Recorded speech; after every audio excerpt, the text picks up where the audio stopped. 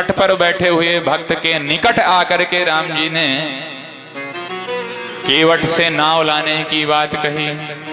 केवट से नाव लाने की जैसी ही बात कही तो गोस्वामी जी कहते हैं, मांगी नाव न केवट आना, मांगी नाव न केवट आना, मांगी नाव न केवट आना, मांगी नाव न केवट आना, मांगी नाव न केवट आना, मांगी नाव न केवट आना। राम जी ने नाव मंगाई पर केवट भैया ने लाई नहीं, राम जी को मना कर दिया।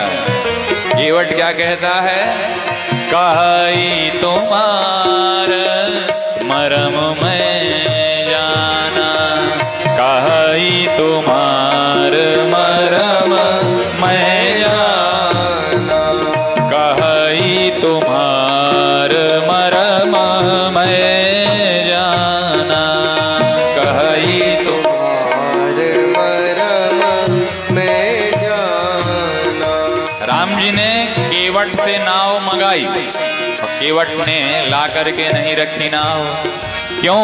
केवट कहता है, मैं आपका मर्म जानता हूं, आपका रहस्य जानता हूं। जिन राम जी का रहस्य बड़े बड़े वेद, बड़े बड़े शास्त्र, आगम निगम पुराण नहीं जानते, बड़े बड़े अमलात्मा बिमलात्मा महात्मा योगेंद्र मुनीन्द्र संत सन्यासी यम नियम आसन प्राणायाम प्रत्याहार धारणा ध्यान समाधि के माध्यम से भी नहीं जान पाते, उन राम जी को देख करके केवट कहता है कि मैं तुम्हारा मर्म जानता हूं रघुनंदन, इसलिए मैं लाऊं नहीं लाऊंगा।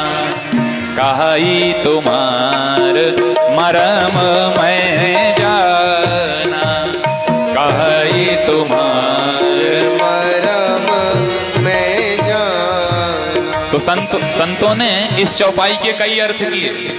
एक अर्थ तो यही है कि मांगी नाव न केवट आना, राम जी ने मांगी है नाव और केवट ने नहीं लाई, केवट नाव ला करके नहीं दिया। अब तो दूसरे संत कहते हैं, नहीं भैया ऐसा अर्थ न करो, भला राजाधिराज महाराज राम जी के आदेश को कौन काट सकता है।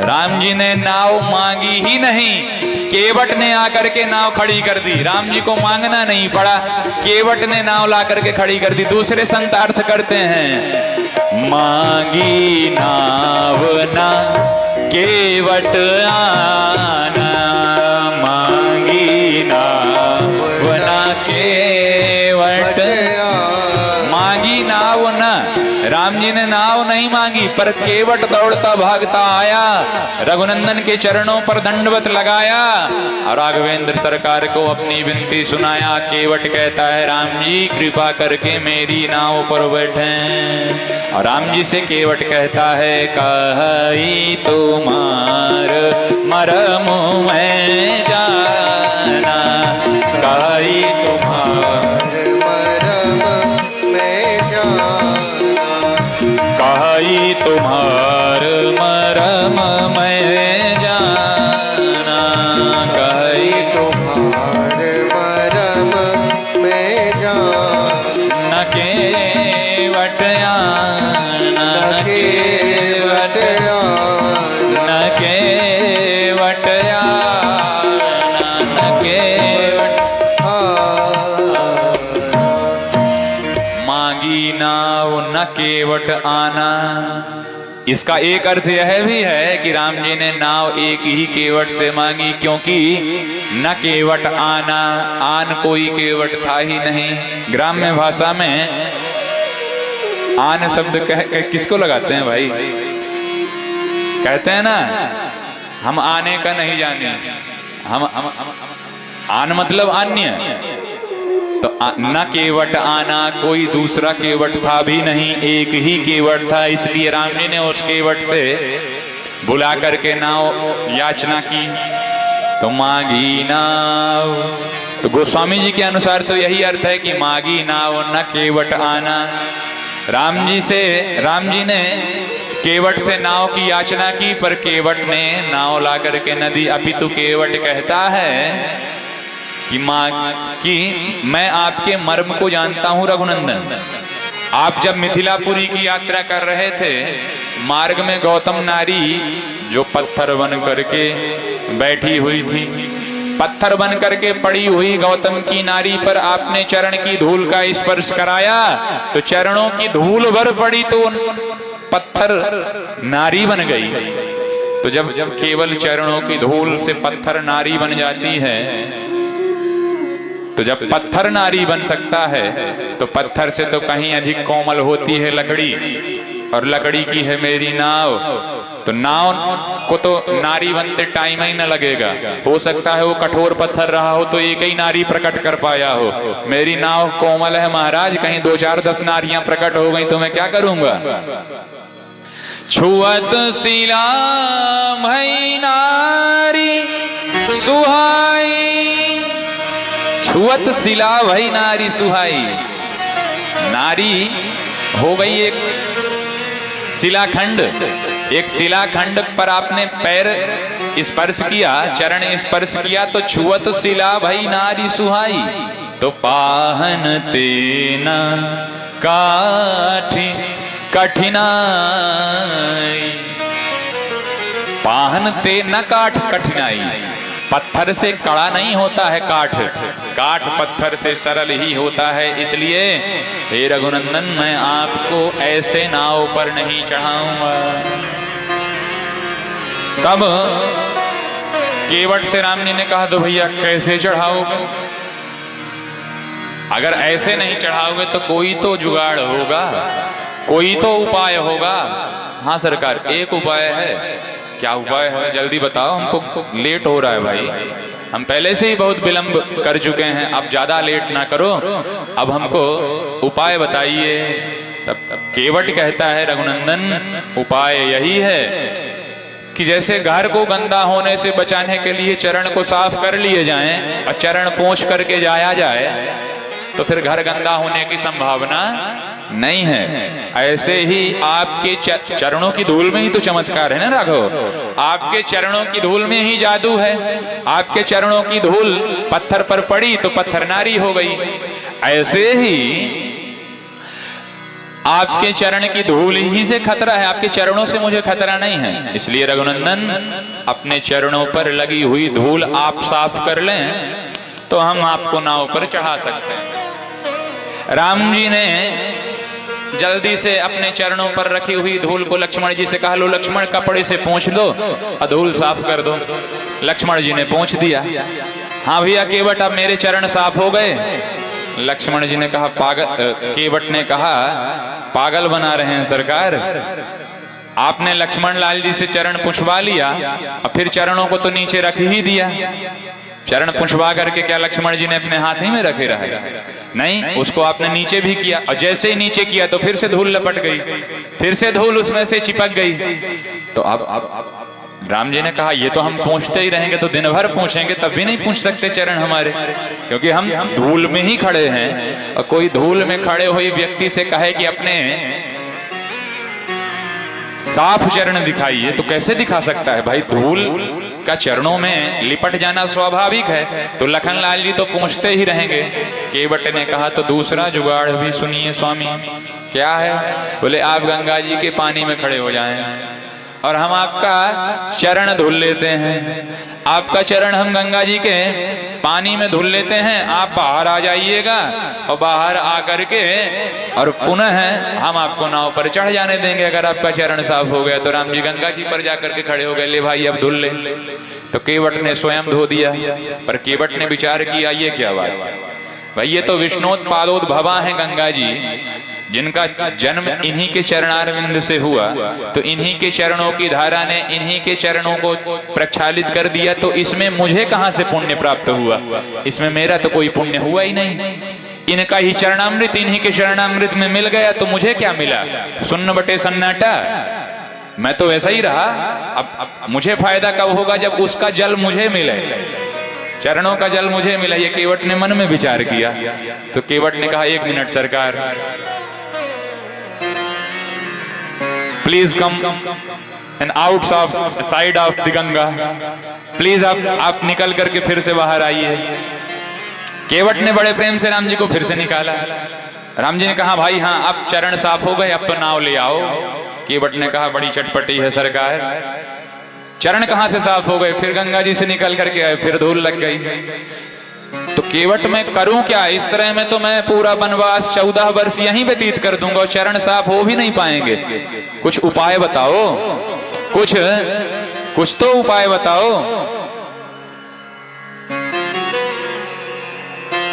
तब केवट ने कहा 1 मिनट। केवट दौड़ करके भाग करके गया, अपनी पत्नी को आवाज लगाई, अरे महर घर में घुसी हुई क्या कर रही हो, निकल करके आओ, कठौता साथ में लिए आना। लकड़ी का काठ जिस पर हम आटा सानते हैं, आटा लगाते हैं, वह कठौता तुम लिए आओ। घरवाली ने वैसा ही किया। तब केवट ने उस कठौते पर गंगा जी का पानी भर लिया। केवट ने जैसे ही कठौते पर गंगा जी का पानी भरा, राम जी ने कहा ले पूरी गंगा से बात नहीं चली तो अब कठौते के जल से हमारे चरण धोए जाएंगे। कैसे धोगे भाई, इतने से पानी में चरण साफ हो जाएंगे। केवट ने कहा सुनिए तो सरकार, आप इसी कठौते पर खड़े हो जाएं, इसी कठौते पर घुस जाएं और इस कठौते से आपको निकाल करके डायरेक्ट हम नाव पर चढ़ा देंगे। इसलिए आप चुपचाप बिना कुछ आनाकानी किए इस कठौते पर खड़े रहें। अब कठौता थोड़ा सा छोटा है, राम जी के चरण कठौते से लंबे हैं, तो एक चरण आ रहा है, एक चरण नहीं आ पा रहा है। एक चरण राम जी ने नीचे रखा हुआ है धरती पर, एक चरण कठौते के अंदर रखा हुआ है। केवट ने प्रेम के साथ चरण प्रक्षालित किया और दूसरा चरण रखने के लिए कहा तो राम जी ने पहला चरण फिर से मिट्टी पर रख लिया। बार बार गड़बड़ी कर रहे हो सरकार, क्या बात है, पढ़े लिखे नहीं है क्या? मिट्टी पर अगर पानी लगे चरण जाएंगे तो फिर से गंदे हो जाएंगे।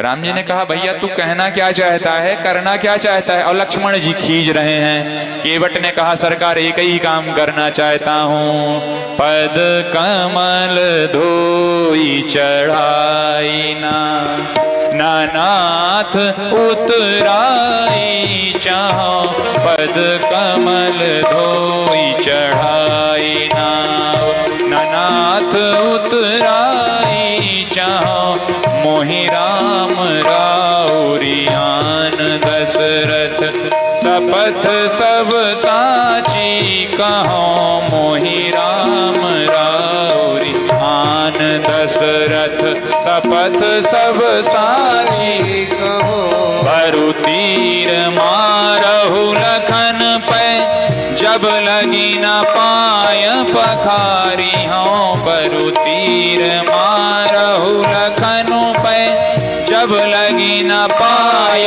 पखारी हो, तब लगी न तुलसीदास नाथ कृपालु पार उतारी हो, तब लगी न तुलसीदास नाथ कृपालु पार उतारी हो, पद कमल धोई चढ़ाई नाथ उतराई चाहो, पद कमल धोई चढ़ाई नाथ उतराई चाहो, नाथ उतराई चाहो, नाथ उतराई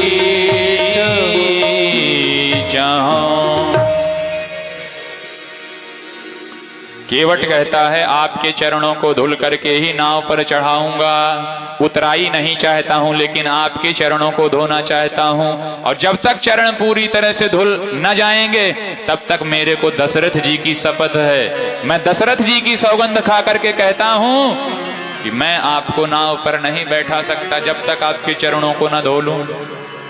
जैसे ही अपने पिताजी की सौगंध खाते हुए सुना, एक केवट के मुख से ये बातें सुनी तो लखनलाल जी ने तीर तान लिया। राम जी से हंसी खेल कर रहे हो, ऐसा वैसा समझ रखा है क्या? केवट ने कहा सुनो, हर जगह क्रोध करके काम नहीं चलता भैया। बरु तीर मारहु लखन, नाव मेरी है, पार जाना है तो विनम्रता से पेश आइए, पार आना है तो पोलाइट बन करके आइए, ये उग्र बन करके आओगे तो डिक्टेटरशिप में काम नहीं चलेगा महाराज। इसलिए अच्छे से आओ तो गंगा के पार जा पाओगे, नहीं तो यहीं खड़े रहना, दूसरी कोई नाव भी नहीं है। और अगर ज्यादा जल्दी है आपको बिना पैर धुलाने जाना है तो 3 किलोमीटर आगे चले जाइए, वहां पे घुटने तक पानी है, वहां से पार हो जाइएगा। बड़े आए तीर मारने के लिए। केवट ने जब दशरथ जी की शपथ खा करके कही, तब राम जी ने भक्त के सुंदर वचनों को सुन करके मंद मंद मुस्कुराते हुए लक्ष्मण जी के और देखा, जानकी जी की ओर देखा और लक्ष्मण जी को इशारा किया, भैया शांत रहो, बड़े विचित्र विचित्र भक्त हैं दुनिया में हमारे, इनके मुख मत लगो, इनसे नहीं जीत सकते हो। सोनी केवट के बैन प्रेम लपेटे अटपटे, बिहसे करुणा ऐन, चितई जानकी लखन तन। केवट के भावपूर्ण वचन सुन करके बिहसे करुणा ऐन, प्रेम समन्वित केवट की बातें सुन करके करुणा रमण भगवान श्री राघवेंद्र सरकार जी ने, करुणा भवन भगवान श्री राघवेंद्र सरकार जी ने मुस्कुराते हुए केवट के वचनों का अभिनंदन किया, स्वागत किया। प्रबल प्रेम के पाले पढ़कर प्रभु का नियम बदलते देखा, प्रबल प्रेम के पाले पढ़कर प्रभु का नियम बदलते देखा, अपना मान टले टल जाए, भक्त का मान न टलते देखा, अपना मान टले टल जाए, भक्त का मान न टलते देखा। जिनके चरण कमल कमला के करतल से न संभलते देखा, जिनके चरण कमल कमला के करतल से न संभलते देखा, उनको ब्रज करील कुंजों में नंगे पांव विचलते देखा, अपना मान टले टल जाए, भक्त का मान न टलते देखा, प्रबल प्रेम के पाले पढ़कर प्रभु का नियम बदलते देखा, अपना मान टले टल जाए, भक्त का मान न टलते देखा। जिनकी केवल कृपा दृष्टि से सकल विश्व को पलते देखा, जिनकी केवल कृपा दृष्टि से सकल विश्व को पलते देखा, उनको गोकुल के गोरस पर 100 बार मचलते देखा, उनको गोकुल के गोरस पर 100 बार मचलते देखा। जिनकी पंख भृकुटी के भय से सागर सप्त उबलते देखा, सागर सप्त उबलते देखा, उनको ही यशोदा के भय से, उनको ही यशोदा के भय अश्रुबिंदु दृग ढलते देखा, उनको ही यशोदा के भय से अश्रुबिंदु दृग ढलते देखा। अपना मान टले टल जाए, जन का मान न टलते देखा। अपना मान टले टल जाए, जन का मान न टलते देखा। भगवान राम केवट से कहते हैं तो केवट जल्दी से पैर धो लो ना। बेगियानी जल पाय पखारू, बेगियानी जल पाय पखारू, होत विलंब उतारहि पारू, होत विलंब उतारहि पारू। केवट राम रजाय सुपावा, केवट राम रजाय सुपावा। पानी कठौता भरी लैयावा, पानी कठौता भरी लैया। केवट ने कठौते पर पानी भर करके राम जी के चरणों के पास रख दी और राम जी से कहा अपने चरण यहाँ रख दीजिए।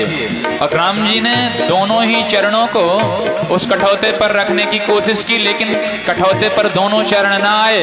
तब वीरासन पर बैठ करके केवट ने कहा तो राम जी एक चरण आप मेरी जांघ पर रख दीजिए और एक चरण आप कठौते पर रख दीजिए, और जब यह चरण धुल जाए तो उसे उठा करके पुनः मेरी जांघ पर रख दें, दूसरा चरण कठौते पर रख दें। राम जी ने वैसा ही किया।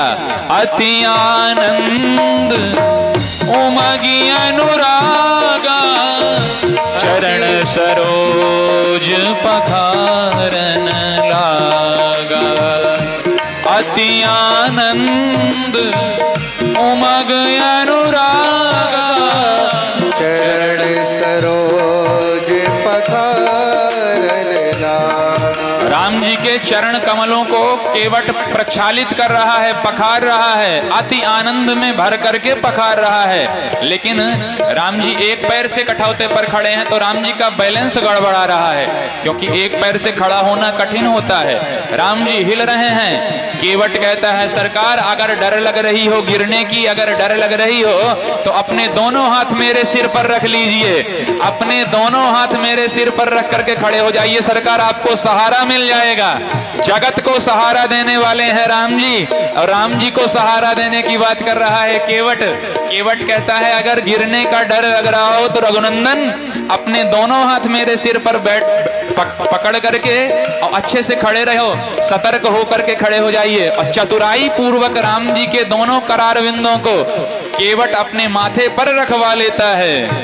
बरसी सुमन सुर, इस सुंदर दृश्य को आकाश में खड़े देवता देख रहे हैं। वाह केवट, जिन प्रभु की पदनख चंद्रिका का दर्शन करने के लिए ब्रह्मादिक शंकरादिक देवता ललचाते हैं, वर्षन तपस्या करते हैं, तब कहीं जाकर के दर्शन होते हैं। और ऐसे उन परब्रह्म परमात्मा के दोनों हाथ तुम्हारे सिर पर हैं, चरण तुम्हारी गोद पर है, चरणामृत तुम्हारे मुख पर है।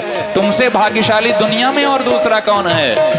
बरसी सुमन सुर सकल सिहाही, बरसी सुमन सुर सकल सुहाई। बरसी सुमन सुर सकल सिहाही, न सम पुण्य पुंज को नाही, यही सम पुण्य पुण्य को नाही। बरसी सुमन सुर सकल सिहाही, बरसी सुमन सुर सकल सिहाई। यही सम पुण्य पुंज को नाही, सम कोन कोज गोनाई। केवट राम रजाय सुपावा, केवट राम रजाय सुपावा।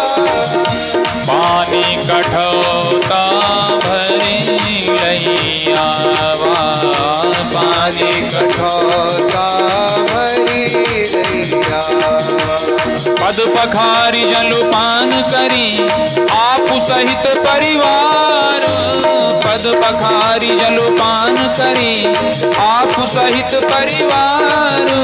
पितर पारु करी प्रभु पुनि मुदित गयौ लई पारो, पितर पारु करी प्रभु पुनि मुदित गयौ लई पार, मुदित गयौ लई पार, मुदित गयौ लई पार।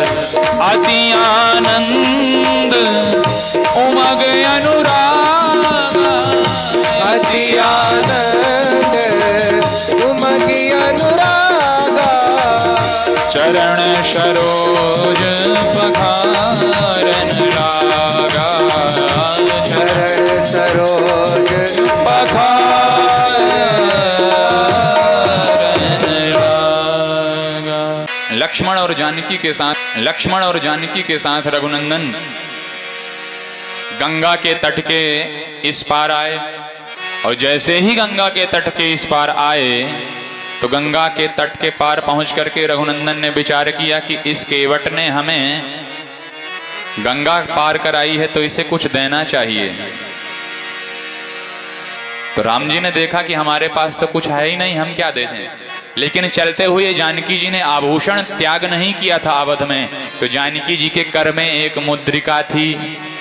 जानकी जी ने रघुनंदन की मनोदशा को जान लिया, और जानकी जी ने जब जान लिया कि प्रभु इसे कुछ देना चाहते हैं तो मैं पीछे क्यों हटूं, तो जानकी जी ने अपनी ही कर की मुद्रिका उतार करके पियहिय की सिय जान निहारी, मणि मुदरी मन मुदित उतारी। जानकी जी ने मुद्रिका उतार करके रघुनंदन के हाथ पर दे दिया। राम जी ने मुद्रिका देते हुए केवट से कहा, भैया केवट, ये तुम्हारी उतराई है, ये तुम्हारी सेवकाई है, इसे स्वीकार करो।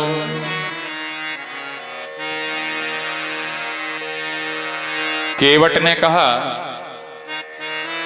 प्रभु कैसी बात कर रहे हैं, आप भी केवट ही हैं और मैं भी केवट ही हूं।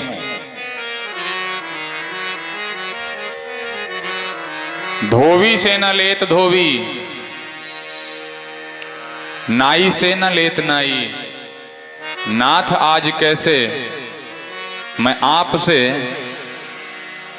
उतराई लूं। धोबी से धोबी कुछ नहीं लेता बदले में, नाई से नाई भी कुछ नहीं लेता। आप भी केवट हैं सरकार और मैं भी केवट हूं। बस अंतर इतना है, फर्क इतना है कि तुम भवसरिता के केवट हो और मैं इस सरिता के तट पर हूं। तुम इस भव सागर के केवट हो, राम जी आप भव सागर के केवट हैं, भव समुद्र से जीवों को तारने वाले हैं, और मैं इस गंगा से लोगों को पार ले जाने वाला हूं। बाकी बिरादरी तो एक ही है, आप भी पार ही करते हैं, मैं भी पार ही करता हूं, फिर दोनों ही संबंधी हुए, तो मैं आपसे कैसे उतराई ले लूं।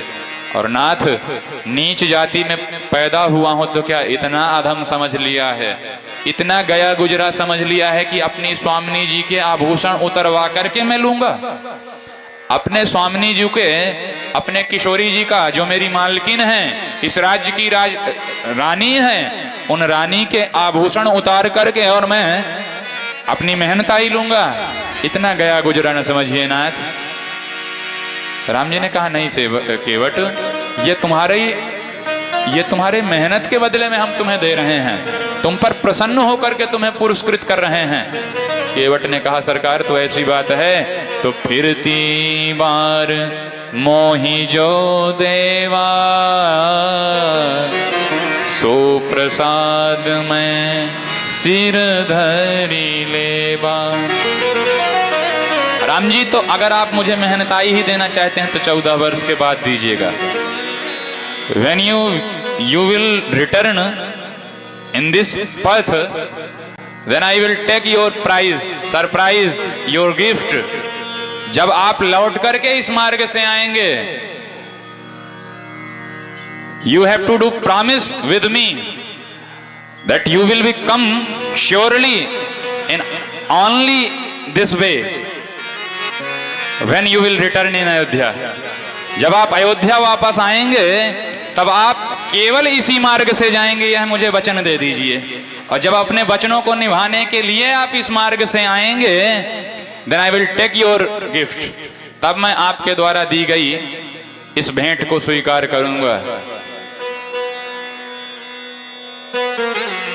केवट के वचनों को सुनकर के राम जी ने बड़े प्रेम से उस बात को स्वीकार किया और केवट को लौटते हुए गंगा जी के तट पर आने का वादा किया। और गतम तु गंगा पर पारमाशु रामं सुमंत्रः सततं निरीक्ष्य अव अध्व प्रकर्षाद् विनिवृत्र दृष्टिः मुमोच बाष्पं व्यथितः तपस्वी। गतम तु गंगा पर पारम आशु, शीघ्र ही गंगा जी के पार जाते हुए अपने प्रिय राम लक्ष्मण और वैदेही का दर्शन करके रामं सुमंत्रः सततं निरीक्ष्य, निर्निमेष नयनों से निरंतर निहारते रह गए सुमंत्र जी तीनों को ही, क्योंकि अब ये जो जा रहे हैं 14 वर्ष तक देखने को मिलेंगे भी नहीं। यह विचार करके बाष्प पर्याकुलेक्षण, बाष्प माने आंखों में अश्रु भर करके अध्व प्रकर्षाद् विनिवृत्त दृष्टिर मुमोच बाष्पम व्यथितस्तपस्वी। बाष्प पर्याकुलेक्षण होकर के हृदय से चीत्कार करते हुए आंखों से अश्रुपात कर रहे हैं निरंतर सुमंत्र जी महाराज। और इस तरह सुमंत्र जी महाराज से विदा लेकर के और गंगा के पार जा करके अपने मित्र निषाद राज जी के साथ रघुनंदन भरद्वाज जी के आश्रम में पहुंचे।